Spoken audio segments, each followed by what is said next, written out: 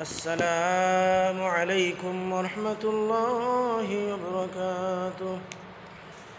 الحمد لله نحمده ونستعينه ونستغفره ونؤمن به ونتوكل عليه ونعوذ بالله من شرور أنفسنا ومن سيئات أعمالنا. من يهده الله فلا مضل له ومن يضلله فلا هادي له، ونشهد أن لا إله إلا الله وحده لا شريك له، ونشهد أن سيدنا ونبينا وحبيبنا وحبيب ربنا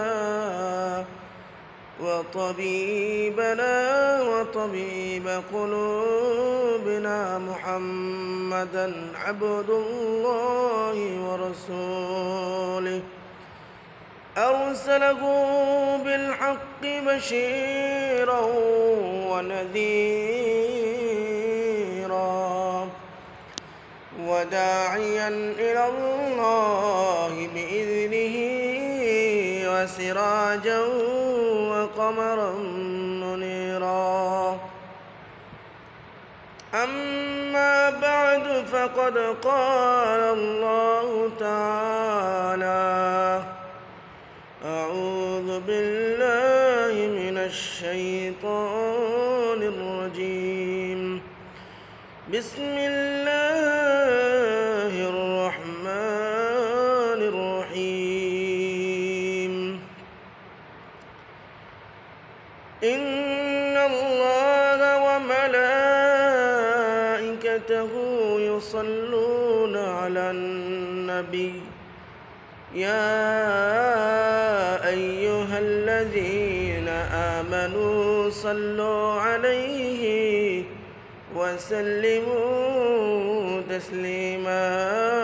اللهم صل على سيدنا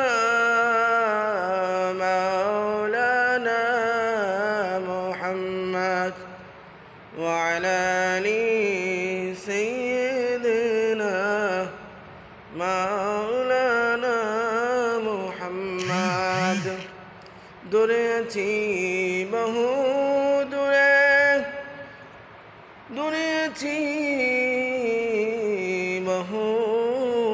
দূরে কাছে যেতে পারলাম না, মনের দুঃখ মনে রইল, নবীজিকে দেখলাম না। আল্লাহুম্মা সাল্লি আলা সাইয়্যিদিনা মাওলানা মুহাম্মদ ওয়া আলা আলি সাইয়্যিদিনা মাওলানা মুহাম্মদ। আজানে শুনি তোমার নাম, কালিমাই দেখি তোমার নাম, নামাজে পড়ি তোমার নাম। আল্লাহুম্মা সাল্লি আলা সাইয়্যিদিনা মাওলানা মুহাম্মদ ওয়া আলা আলি সাইয়্যিদিনা মাওলানা মুহাম্মদ। বালাগাল উলা বিকামালিহি কাশাফাদ দুজা বিজামালিহি হাসনাত জামিউ খিসালিহি সাল্লু আলাইহি ওয়া আলিহি। মুহতারাম হাজিরিন, সমস্ত বন্ধুগণ, আজকে আপনাদের সম্মুখে হযরত বিলাল হাবশী রাদিয়াল্লাহু তাআলা আনহু এর ইসলাম গ্রহণ ও নির্যাতনের আলোচনা করব। হযরত বিলাল হাবশী কী পরিমাণ নির্যাতিত হয়েছিলেন তারপর আল্লাহ তাআলাকে বলেন নাই। হযরত বিলাল হাবশী রাদিয়াল্লাহু তাআলা আনহু একজন বিখ্যাত সাহাবী, যিনি মসজিদে নববীর স্থায়ী মুয়াজ্জিন ছিলেন। শুরুতে তিনি একজন কাফেরের গোলাম ছিলেন। ইসলাম গ্রহণ করার কারণে তাকে বিভিন্ন ধরনের কষ্ট দেওয়া হইত। উমাইয়া ইবনে খালফ মুসলমানদের চরম শত্রু ছিল। সে তাকে প্রচণ্ড গরমের মধ্যে দুপুরের সময় উত্তপ্ত বালুর উপর চিৎ করিয়া শোয়াইয়া একটি ভারী পাথর তার বুকের উপর চাপাইয়া দিত, যাতে তিনি নড়াচড়া করিতে না পারেন, আর বলিত যে হয় এই অবস্থায় মরিবে, আর বাঁচিতে চাইলে ইসলাম ছাড়িয়া দিবি। কিন্তু হযরতে বেলাল রাদিয়াল্লাহু তাআলা আনহু এই অবস্থাতেও আহাদ আহাদ বলিতেন, আল্লাহু আকবার, অর্থাৎ আমার মাবুদ একমাত্র আল্লাহ, আমার মাবুদ একমাত্র আল্লাহ। রাত্রে শিকলে বাঁধিয়া তাকে বেত্রাঘাত করা হইত। রাত্রেবেলা শিকড়তে বাঁধিয়ে তাকে বেত দিয়া আঘাত করত, বেত দিয়ে বাড়িত, এবং পরদিন উত্তপ্ত জমিনের উপর শোয়াইয়া ক্ষত বিক্ষত শরীরকে আরও বেশি ক্ষত বিক্ষত করা হইত, যেন তিনি অতিষ্ঠ হইয়া ইসলাম ত্যাগ করেন, নতুবা ছটফট করিতে করিতে মৃত্যুর মুখে পতিত হয়। নির্যাতনকারীরা ক্লান্ত হইয়া পড়িত। কখনো আবু জাহেল, কখনো উমাইয়া ইবনে খালফ, কখনো বা অন্য কেউ পালাক্রমে শাস্তি দিত। প্রত্যেকে শাস্তি দিতে নিজের সম্পূর্ণ শক্তি ব্যয় করিত।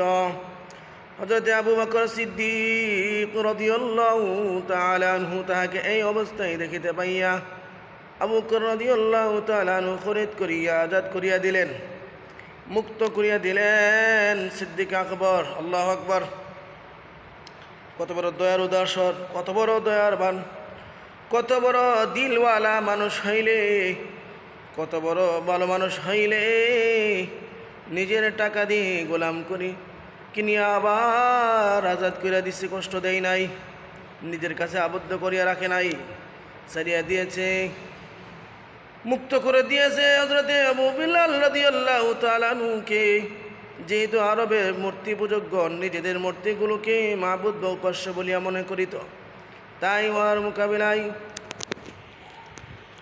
উহার মোকাবেলায় শিক্ষা ছিল তাওহীদ বা একত্ববাদের।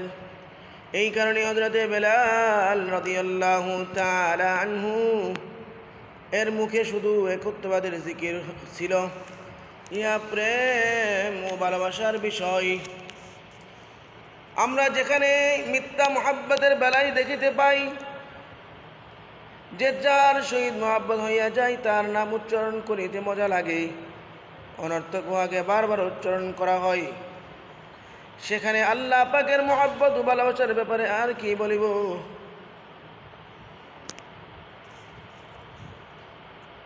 সেখানে আল্লাহ পাকের মুহাব্বত ও ভালোবাসার ব্যাপারে আর কি বলিব?